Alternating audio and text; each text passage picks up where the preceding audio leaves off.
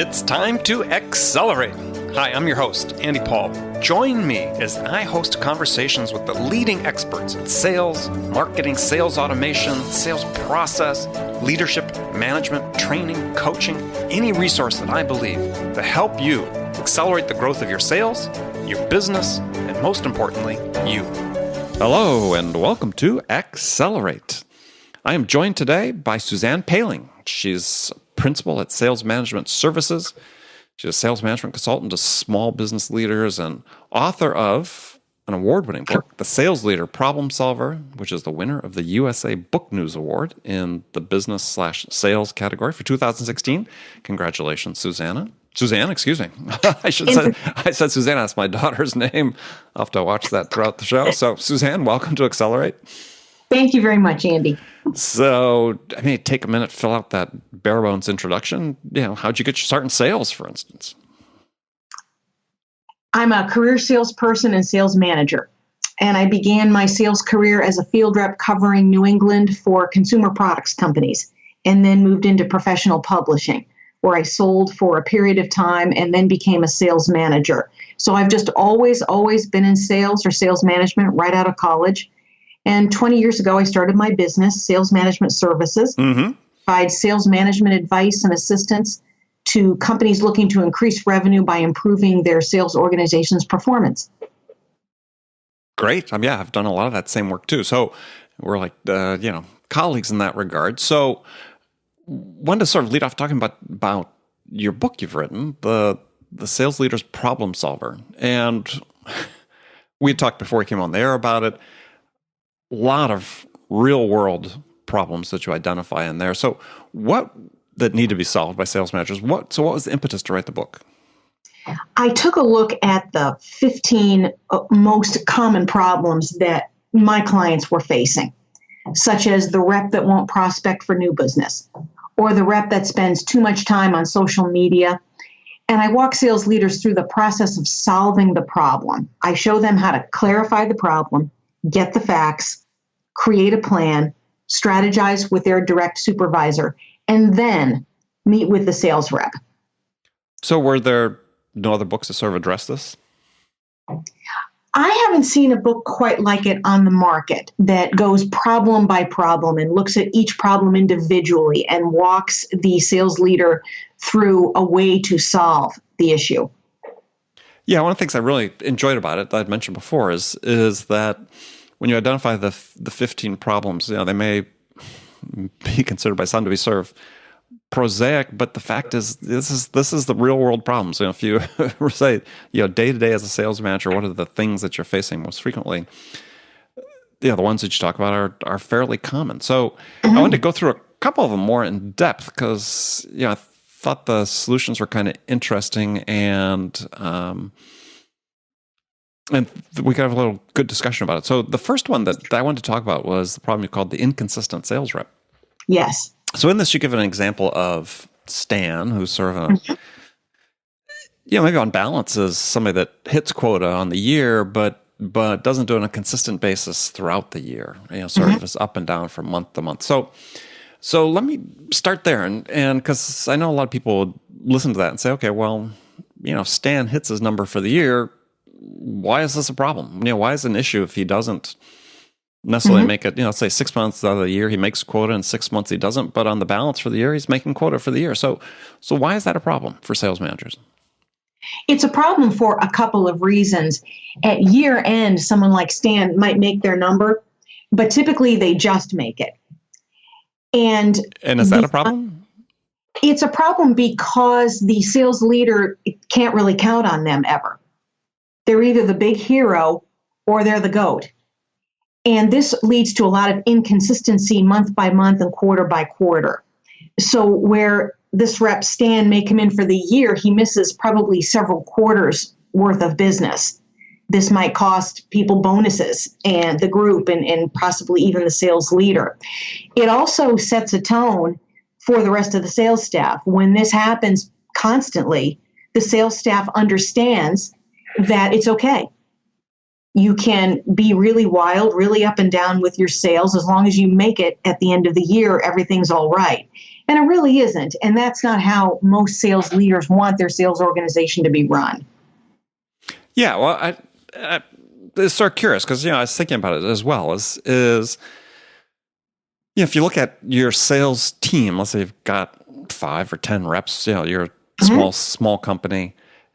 Statistically, you may only have 4 of them that are hitting quota in general. So the fact that you have one that's hitting quota, but it's not in a manner that is consistent or necessarily as predictable, which is a very valid point, in terms of predictability, but they're still doing it. Isn't that something to be, managed, but not really dire? I agree with you. It isn't probably the most dire problem the sales manager faces. And what I say in that chapter, particularly about a sales rep like Stan, is most sales leaders don't want to chase Stan off because he's proven time and time again that he can sell. But he's a bad example to the other reps, and he often leaves the sales leader hanging, wondering whether or not they'll make their number for the quarter or even the year sometimes. It's a bad position to be in.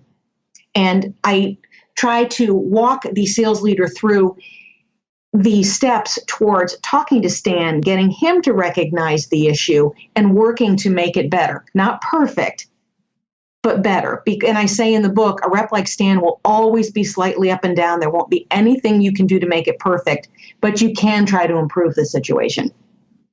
Yeah. So all right.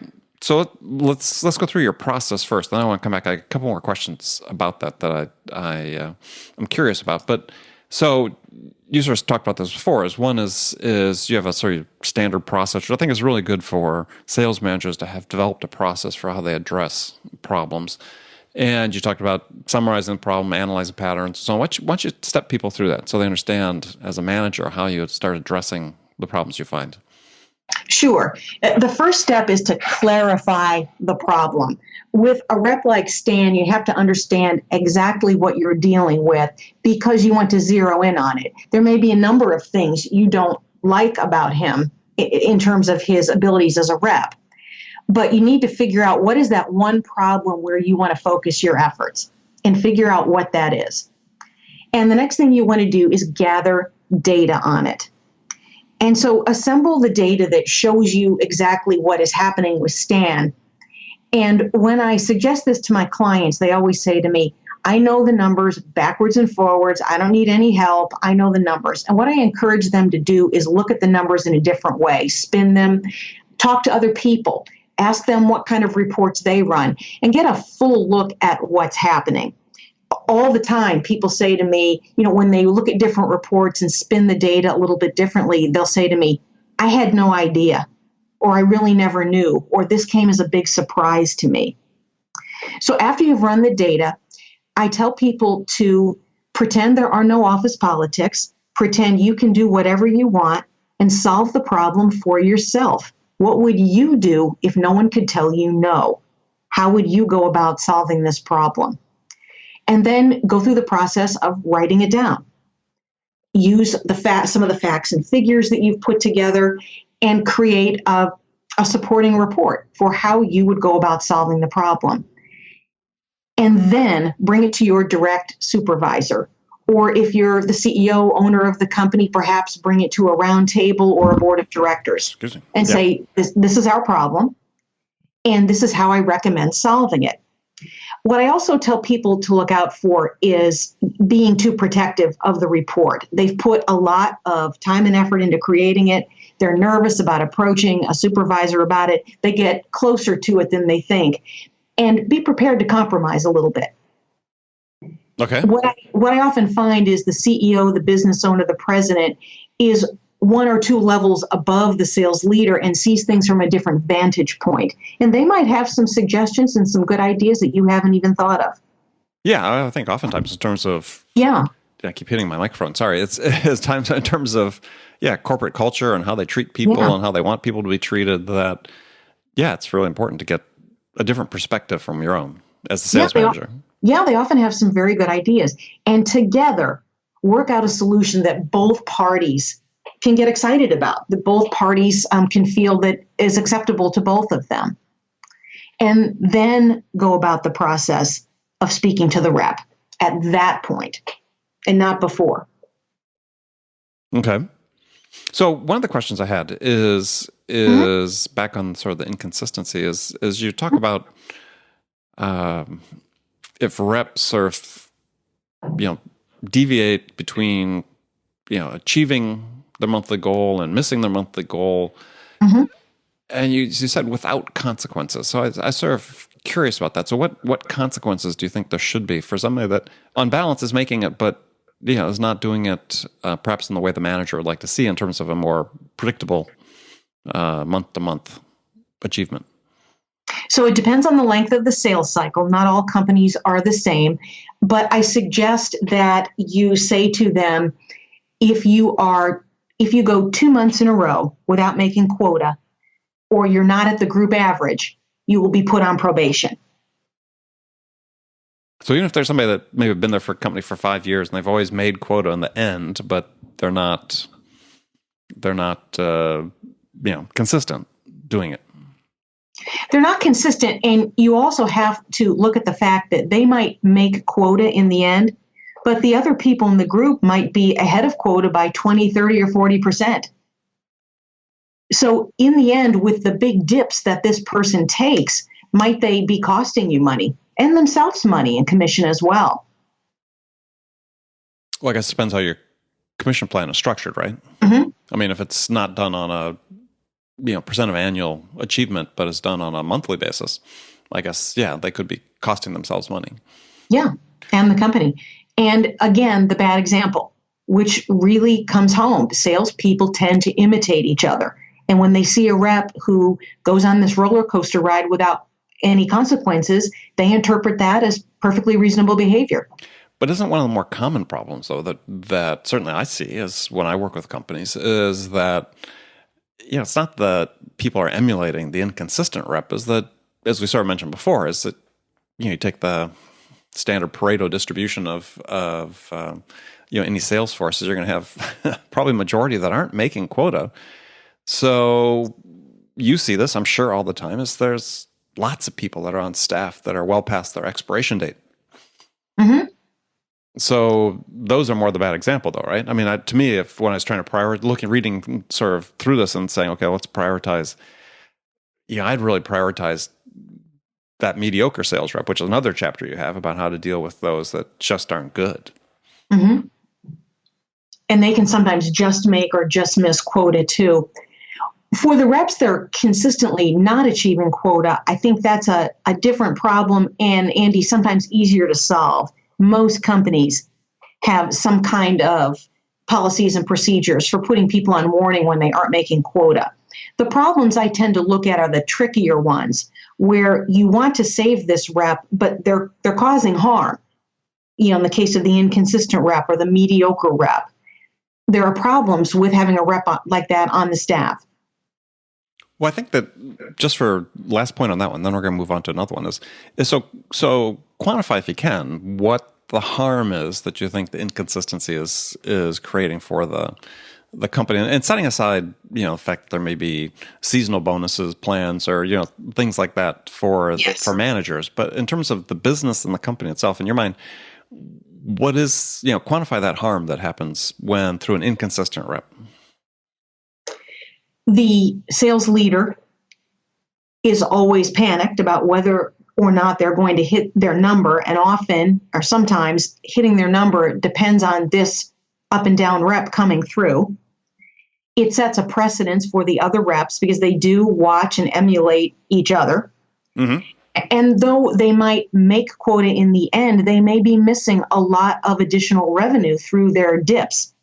During their really down periods, they may be missing sales altogether that they could close if they were more consistent in their approach and had an understanding of why they dip and the way they go up and down the way they do. What is it about that behavior that's driving them? Well, and have you found through your work and through your research for the book that there were some common causes for inconsistent sales reps that, on one month, off the next? One of the causes that I found was they tended to really wear themselves out. If they had a really, really good month, the energy level the energy level for the next month or a quarter really wasn't there. And it took them some time to recover and get back up to speed. That was after a good month or good quarter. Likewise, if they had really bad sales, they had a hard time recovering the way other salespeople do. It took them longer to recover, longer to set the new and better pace for themselves. Okay. All right, so let's jump on to the next one. So the next one was one that sort of near and dear to my heart is CRM non-compliance. Yes.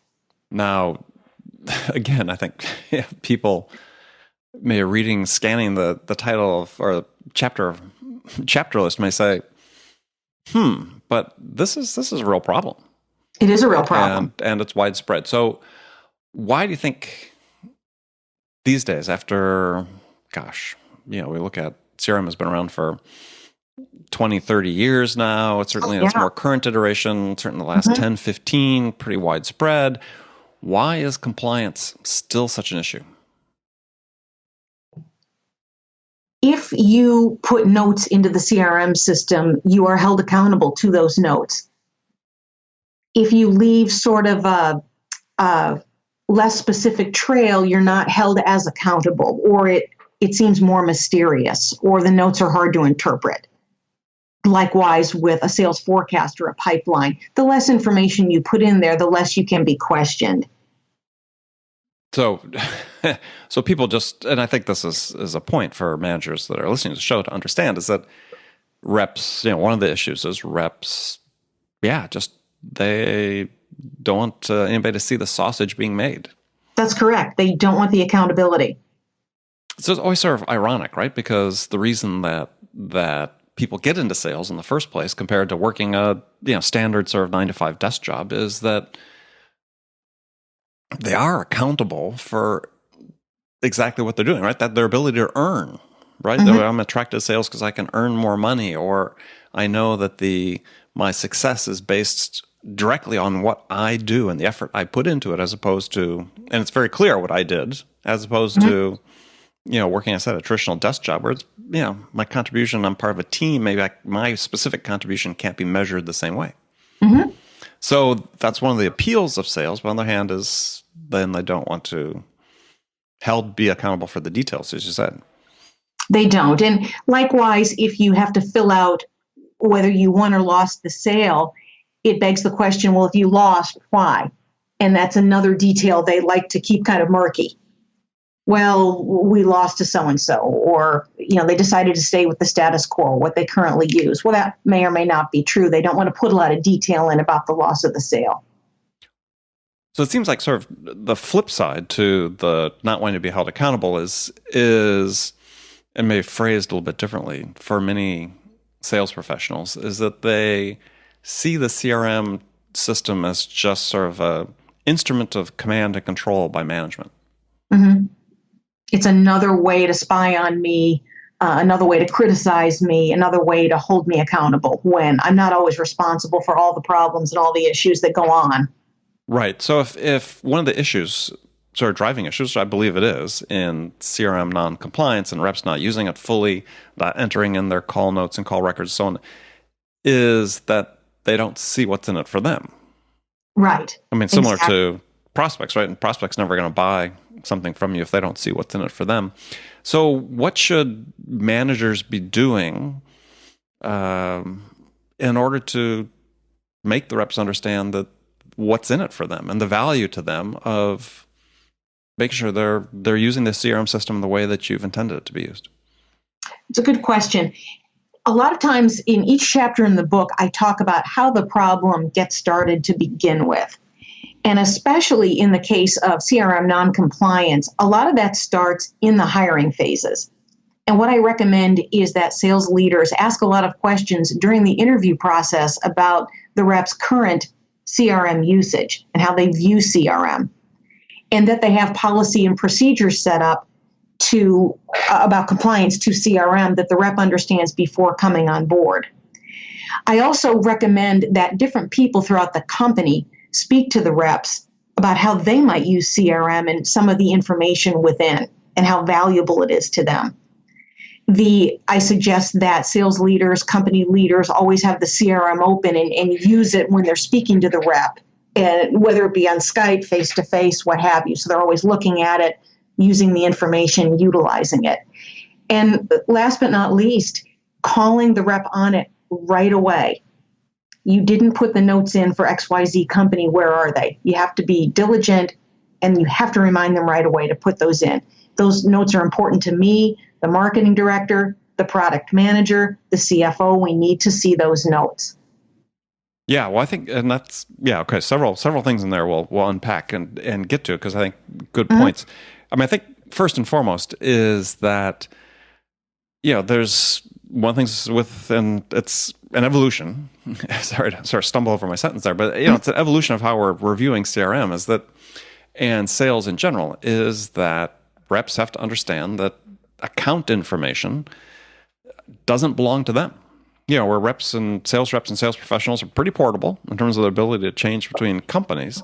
And in the past, that Rolodex, those contacts, that always used to be their information, right? That's how they sort of saw themselves protecting their position. But now we've got this greater transparency, and they really need to understand that this account information is a corporate asset. It's not their personal property. Good point. And secondly, as you talked about in terms of policies and hiring, is I think you need to make sure that people understand that using it per the policy that you've set up is really a condition of employment. Yes. I mean, this is when I work with companies, and I've had multiple CEOs ask me about this, is I'm fairly straightforward about it. It's okay if you're partially compliant. There's a reason we're using it. And if we're not using a tool, like a front-end tool, like a sales development platform or something else that the rep uses as part of their job that automatically populates CRM, and they have to go in and input the call notes, you got to do it. I mean, there's a reason, and there's really no question. Yeah, it's part of your job. I also think that reps, like anyone, get close to their customers, emotionally close, because they're calling on them on a regular basis. And let's say they usually talk to them every week or so, and a month has gone by, and they haven't spoken to a particular decision maker at a company they call on regularly. The sales leader, the CEO, someone might notice that and think, what's going on there? Where they can come in and maybe take corrective action. But if they don't know, if they're just left in the dark, they're not sure what's going on. Yeah, no, absolutely. And so that sort of raises a point, and one that I see time and time again, is that it's not just rep compliance with CRM, but that's not used by senior management. Maybe the sales manager is using it, but if they report to a VP of sales or VP of sales and marketing, and they report to the owner or the CEO, starting at the top, oftentimes just not used at all. And I've seen the other examples where I've worked with companies where CEOs are on top of it day in and day out, but oftentimes just not. No, it's true. And in the book, I talk about, little steps you can take to improve the situation. And let's say the CEO meets all of the reps during the interview process. Have his or her computer open to the CRM system so that the rep sees that they clearly use it. Right. Yeah, and have them, there's certain things that CEOs should be checking in there anyway, and especially in small business. And they shouldn't be that far removed from the sales process that they're not involved with the CRM system. I mean, I had an example of a client I talked about in a book about, brought me in because they were having a hard time with sales lead follow-up. And it was taking them days if they followed up on the leads at all. And I said, well, I'll fix the problem in 5 minutes. We went to sales admin and said, look, you're going to enter the leads in sales operations, and you're going to distribute them by the territory to these reps. And turned to the CEO, and I said, at 4:30 every day, you're going to get on the CRM system and check to make sure they all got followed up. And it was like, I'm going to use the CRM system. And the problem was solved instantly.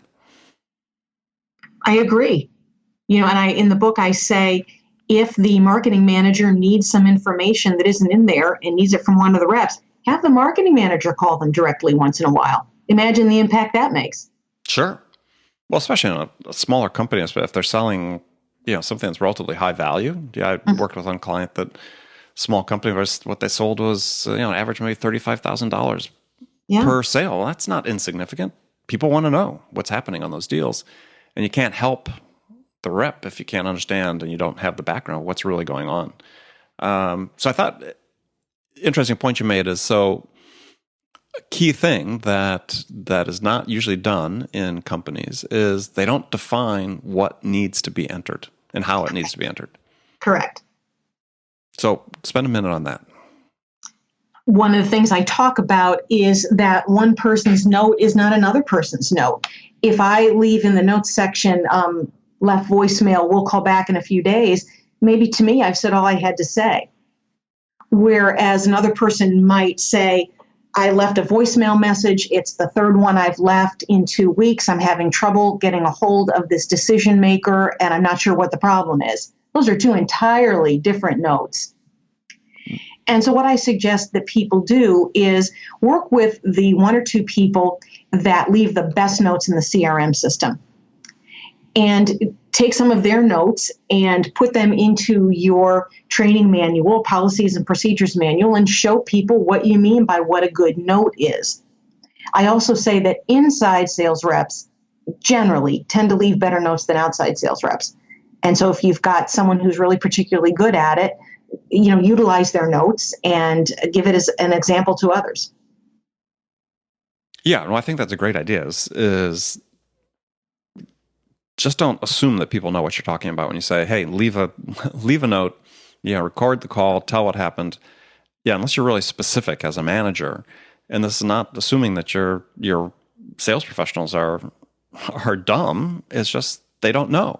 So spell it out for them what the expectation is in terms of what comprises a good note and Absolutely. What level of detail that you expect in there, and then call them on it quickly if there's not enough information there. Right. But they say, oh, okay, that's okay. And also don't forget to use the quarterly review and commission and bonus. Take part of the bonus and make it around, put CRM compliance in there. Sure. Make that part of the bonus. When I was an on-the-road sales rep for many years, part of my year-end bonus was dedicated to, did I keep my company car clean? Interesting. A lot of people didn't, and I didn't want to miss out. So I made sure every time the regional sales manager came by, yours was clean, right? Yeah, it was vacuumed out and looked shipshape. So was it actually a company car or was it your car? Oh, no, it was a company car, okay. And make sure it looks good. Make sure that they know you're taking care of company property, because that's what it is. The CRM is company property, really. Sure, and absolutely. Take good care of it. Yeah, no, I agree. I think I was just laughing. I was thinking maybe it was your own personal car initially, but oh no. The only thing my bosses in my first job wanted me to do with my car was burn it. So, but that was my car. Yeah, because when I got hired, my first job out of school is back in the day when what your managers really wanted you to do was go into debt, so you'd work harder to pay off your debts. Ah, okay. So buying a new car was the perfect way to go do that. So that's very true. Yeah. All right. Well, so the other chapters, and we don't have time to get into them, but just so people see, is the problems you identify. The ones I liked is selling only to existing customers. Mm-hmm. Nothing wrong with having great flow of business from existing customers, but you're probably not going to hit your entire goal that way. No. Unless your job these days is you are purely an account manager. Mm-hmm. So do social media paralysis. We talked about, sometimes, we have got a generation of kids that coming into the workforce that we just can't assume that they know how to pick up the phone and use it because they haven't been using the phone the same way that other generations used it when they came into the workforce. So, it needs to be some training to help them deal with things that they're not as comfortable with. Salesperson fiefdom. Oh gosh, seen that a bazillion times where you come into a new company or come into a company that I'm working with new, and you could have 6 sales reps and the 2 of the reps have 80% of the accounts because they were the first 2 in the door. Happens all the time. Yeah, business owners, managers just don't understand why it's killing their business. Trouble with titles, gosh, another good one that so often you see hiring managers get somebody come in and they just want a title, and they think, well, yeah, I can give the title. That's sort of no skin off my back until they get 3 or 4 other people on board, and suddenly everybody wants to be vice president of sales, and you think it's just a name on a business card, but it can create more trouble than just that. Yeah, it causes real problems. Yeah. So lots of good problems in there. Good book. People should pick up and read it. We'll give Suzanne a chance to tell you in a few minutes how to find out more about it. And Suzanne, now we're in the last segment of the show where I've got some standard questions I've asked all my guests. And the first one is a hypothetical scenario in which you have just been hired as VP of sales by a company whose sales have hit a rough patch. Not only they're consistently inconsistent, and the CEO is anxious to sort of hit the reset button, get a sales turnaround going. So what 2 steps would you take in your first week on the job that could have the biggest impact? The first step I would take is to have everyone take an online sales assessment so that I could see who really should be in sales, maybe who should consider another profession, and where they specifically needed help. Okay, so like a third-party personality assessment, something like that. A sales assessment. Yeah. So, and it would save me 6 or 9 months of getting to know the reps and finding out where they were strong and where they had challenges. I would know right away. And the second thing I would do is look at the common challenge across the board. What was the one thing that the whole entire sales staff struggled with? And I would buy them all a sales book that dealt with that particular problem, and we'd start reading it chapter by chapter in the staff meetings. Okay. So when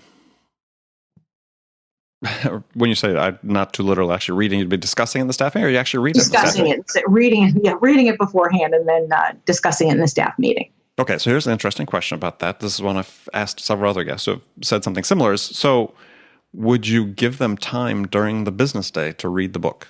I would not. Because? Because that's something they need to do on their own time. They need to be selling. If they all missed their number, and if the company was struggling, we need to spend the day selling. Well, it's an interesting question because increasingly I'm talking to guests and work with companies that saying, yeah, if we're asking our people to take on this task of reading and learning and so on, is that shouldn't we be allocating some time in the day to enable them to do that? I would not. No, I'd have them read it in their own time and in a quiet space when they could concentrate and take notes. Okay.